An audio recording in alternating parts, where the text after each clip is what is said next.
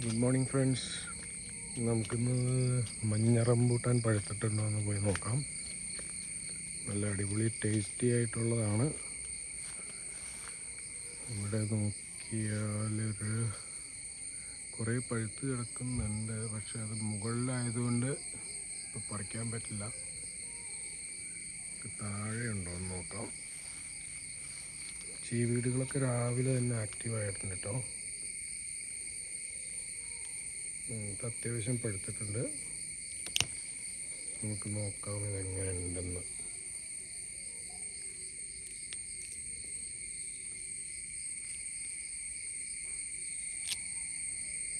നല്ല അടിപൊളിയായിട്ട് പഴുത്തിട്ടുണ്ട്. ഒന്ന് ടേസ്റ്റ് ചെയ്ത് നോക്കാം.